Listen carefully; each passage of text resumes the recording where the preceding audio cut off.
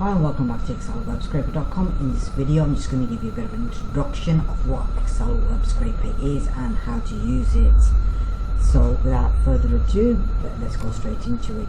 Excel Web Scraper is an application that is built using Microsoft Excel, so it is fundamental that you do have Microsoft Excel pre-installed on your computer in order to use it. Now when you purchase it, you will get a zip file or a RAR file like this. Once you extract it, you will get a file like this coming out of it, a folder, and within that folder will be a certain file. So let's open this up, and within here you'll have a readme file, a macro message file, which is this one here. This is the Excel Web Scraper, and then you've got your Bing settings and an extra file in here called reverse me, and then a backup. The first thing that you do is just right click this and create a copy, open the backup and paste a backup in there. Okay, you are allowed to make copies to Excel Web Scraper, you're just not legally allowed to sell any copies to it, but you can make copies and you can put as many copies as you want onto different computers. So you only need to purchase just the one initially, but then if you've got 3-4 computers or more, you can create copies and put copies of Excel Web Scraper on there. Okay, and as you can see, it just looks like an Excel file, but it's an Excel macro file. So without further ado, let's go and open this up.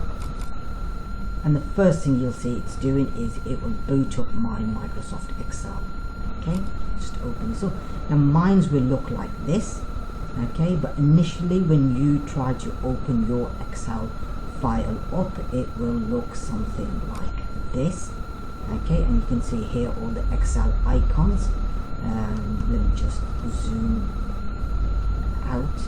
Okay, so here it says Excel 1.2, and what you need to do is enable the content. Once you enable this, then yours will become like this as well. And here it says Excel Web Scraper 1.2. And this is a message that is coming from your Microsoft Excel stating that are you happy, hence why it's a warning message. Are you happy in enabling this? And just click on enable, otherwise it will not work. So this is the first step that you will need to do, and you'll need to do it on every new computer that you install it on, and you will need Microsoft Excel in order to do this. So I'll just close this file down. Okay, and that is this file here, the macro warning message file. Okay, let's just come back here to Excel Web Scraper. To launch it, just click on the button here and it will then activate it. So this is the file and this is the form within the file. You always need to ensure that this green background is the active file, and this is Excel Web Scraper. This is the business link, the eBay, the email extractor, the eBay extractor, the Facebook, the auto trader, and then the link generator. To know more about this, then just watch the other videos, and then these are the settings to Excel Web Scraper and any other changes. I do recommend some software. It's not mandatory, but you will see me in the videos quite often using this one here, which is Notepad Plus. You don't need any of this software for Excel Web Scraper in order for it to work. It's just some stuff that I do recommend that you download. This is the build and the build type and the build name. Okay, whatever you do, do not change the file name. This is the file name here. Okay, Excel Web Scraper version 1.2, and that's the file type. Do not change it, otherwise when it comes to exporting to Excel, you will get an error message and it will ask you to change the name back to what the name needs to be. Any additional updates you will take from the website, but if there's a new upgrade like version 2 coming out, then that's not a minor update, that will then be a paid application. Excel Web Scraper will not save any work on the way out, so you do need to export everything to Excel. If you hit on, if you wish to continue, in this case I will click onto it, it will then shut this down, and there is my Microsoft Excel Okay, I'll just open this up again. As you can see, again it is booting up my Excel form. Okay, and then just to launch the application. So always ensure that this file in the background, the green one, is the active, and to ensure that it's active, just click onto the file. So you can minimize the form, and then you need to minimize the file. Okay.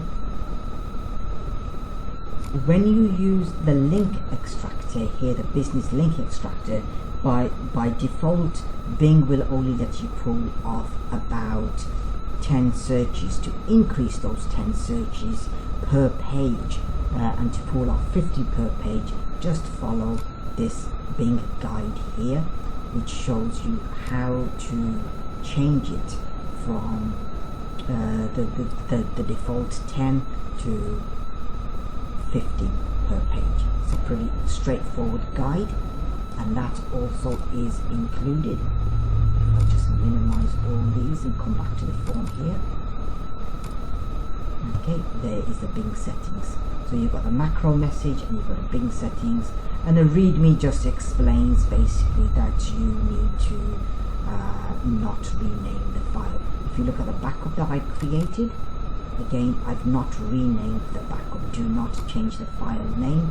If you download and update, it will read version 1.3 or 1.4 and so forth, and do not change the names to them.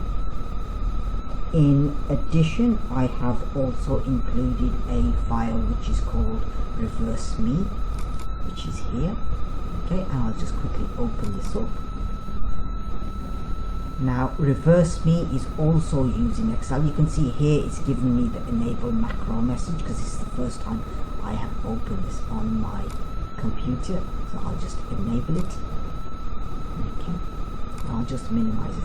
As Reverse Me is also using Microsoft Excel, and this is also using Microsoft Excel, always ensure this is the main file. I'll minimize it out of the way, and I'll come back here to Reverse Me.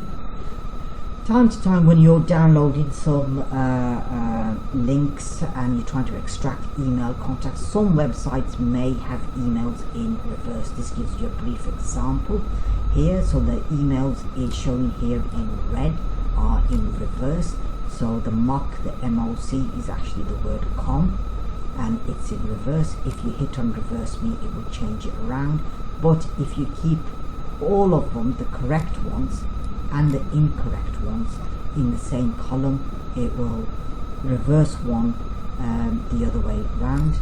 So hence now the ones that were correct are in reverse, and the ones that were in reverse are the right way around. So in order to use this, I'll just reverse it back, copy everything out. In fact, copy both columns, it will be easier. Go to the blank sheet and just paste it in.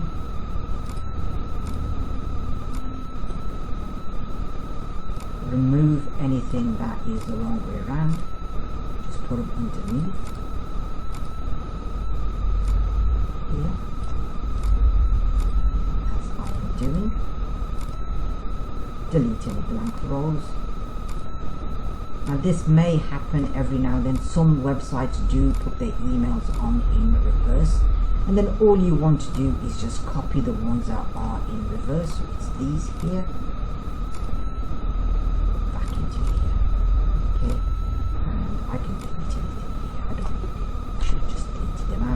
And it's these ones that are in reverse that I need to correct, and there they are. Now it reads my email at gmail.com, whereas previously they were reading like this.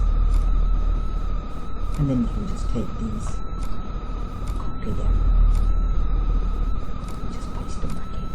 Okay, now all the emails are the correct way round. You're all reading my email at gmail.com. Pretty straightforward, and that's how you use Reverse Me.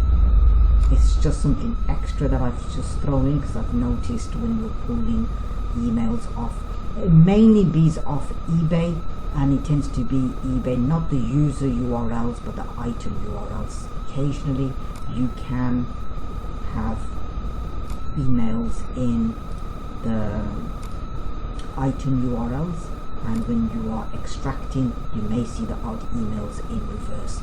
It may look like a foreign name or anything, but they are actually in reverse, and this is where reverse me can come very handy in saving you a lot of time just to reverse them the right way around.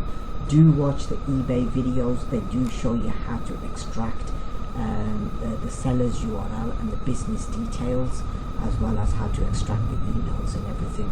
Watch the additional training videos. Just visit excelwebscraper.com, and under the tutorial you can watch the videos on there, and there's videos for each aspect here on how to use Excel Web Scraper.